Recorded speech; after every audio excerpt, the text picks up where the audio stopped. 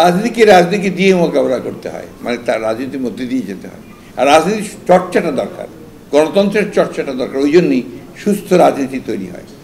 আপনার even in China রেজিমেন্টের society হলে সবাই রাজনীতি করতে পারে না, কথা বলতে পারে না, ঠিক না? রেজিমেন্টের সোসাইটি, তো সেটা তো রাজনীতি, দ্যাট ইজ অলসো পলিটিক্স। চীনের মতো রাজনীতি ওই জায়গাতে আর অন্য কোনো খুব কম দেশে হয়। এভরিথিং তাদের চর্চা হয়, তাদের পার্টিকে ট্রেনিং করা হয়, তাদের আপনার একাডেমিস আছে, তাদের বিভিন্ন সেন্টার আছে। অর্থাৎ পলিটিক্স ছাড়া state itself is a political entity. তো এখানে তো আপনার রাজনীতি থাকবেই, অর্থাৎ বিভিন্ন ধরনের রাজনীতি থাকবে। এটাকে অ্যাকসেপ্ট করবে। রাজনীতিকরণ কোনো অ্যান্সার না। আপনার ঢাকা বিশ্ববিদ্যালয়ে ছাত্র রাজনীতি কয় মাসের জন্য বন্ধ করেছে, অনির্দিষ্টকালের জন্য।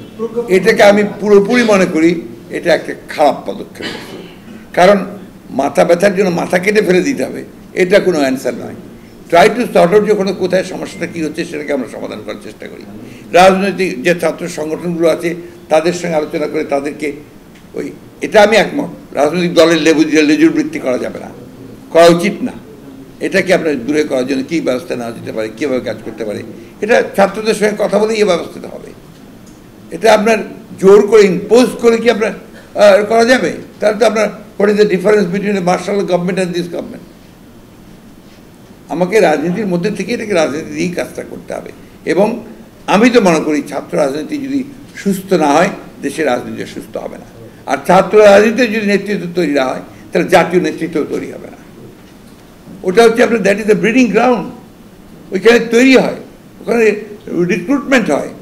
ব্যুরোক্রেসিতে বলেন, পলিটিক্সে বলেন, সব কিছু ওইখান থেকেই আসবে। এবং আমাদের ছেলেপেলেরা যে আপনার রাজনীতি বিমুখ হয়ে গিয়েছিল, তার কারণ হচ্ছে যে আপনার ছাত্র রাজনীতি চলে গিয়েছিল শিক্ষা প্রতিষ্ঠানগুলো থেকে। এখন আবার তারা আসতে শুরু করেছে। এই সময় যদি আমরা বন্ধ করে দিই, তাহলে কারা লাভবান হবে? যারা অন্ধকারের মধ্যে কাজ করে তারা লাভবান হবে, যারা আন্ডারগ্রাউন্ডে গিয়ে কাজ করে তারা লাভবান হবে। এটাকে ওপেন রাখতে হবে এবং রাজনীতিকে ওইভাবে মোটিভেট করতে হবে যেন ভালো রাজনীতি হয়, সুস্থ রাজনীতি হয়।